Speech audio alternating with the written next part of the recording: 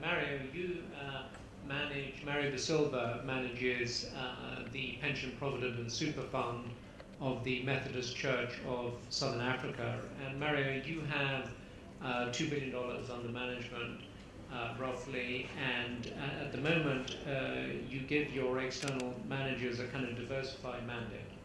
So as you, as a Class A pension fund manager, think about allocating part of your pension fund to infrastructure,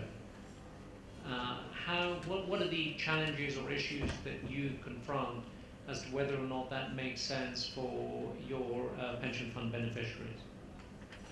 Well, first of all, thank you, Gavin and African Investor, for inviting me here. I think it's important to note that as a retirement fund, it's crucial that our fiduciary responsibilities towards our members. Now, we may have 2,000 plus members, and in order to manage and ensure that the retirement fund runs as a, obviously its own entity, and in terms of the investments, it's important to note that yes, we're dealing with retirement monies, and we're dealing with, as Gavin said, $2 billion. We've got to take a long-term stance in terms of our investments. Now, we currently deal with 3 asset managers that have, we've outsourced their investment consultancy, and they obviously diversify across the different asset classes. One of the main concerns or the issues that are hindering us from investing in infrastructure is, we've got Regulation 28 of the Pensions Fund Act, and what that guides us on how retirement funds are allowed to be invested. Currently, 75% of any retirement fund money are allowed to be invested in equities, and 25% of that can be invested offshore. What we're seeing across South Africa and across all asset managers, not only the ones we deal with, is that 25% that they deal with offshore is going directly to developed markets. Talking about North America, and you're talking about the Far East. So in terms, and all the other the allocations directly, obviously, in South Africa. Just part of that 75% as well, we're allowed to invest in private equity and hedge funds, so all your alternative investments. So, what all the asset managers are telling us is that, in terms of South African markets, it's reached its peak, and they're seeing a lot of value offshore in developed markets. So, that's part of an issue that's concerning us in terms of,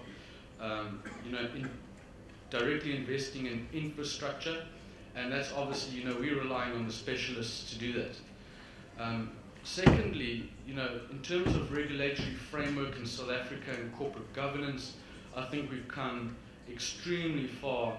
However, and I mean, just from the table here in front, from the previous panel, I think we need to take a step back and relook at that, because there are many instances and many examples, not to say that it's all of them, but where infrastructure investments didn't turn out as well as had started.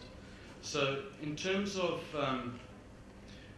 that, I think government, and Nicholas, he pointed out that government being the primary investor in, specifically in African countries, and the starting point of, and to an extent, the responsibility does lie on them, yes, but they will be the primary investors. So I think it must come from government, and from the conference I was earlier on this week, the Gauteng Premier of South Africa was there, and he was discussing on different infrastructure investments that they're looking towards, and there's actually a forum coming next month that a whole bunch of the ministers and politicians and outside investors are going to get together and discuss specifically infrastructure investments and what we can do to push these forward. Very much like Uche was saying, it's infrastructure investments in South Africa is very new, very much like in Nigeria, and it's sort of at its low point and starting off. Also, in terms of size, we in South Africa we've got very, very big retirement funds, but most of them are relatively small to invest in infrastructure, which requires extremely large capitalization. Yes, there are various products that are that are coming out and that are very new. They haven't been tried and tested as fellow panelists were talking about different products.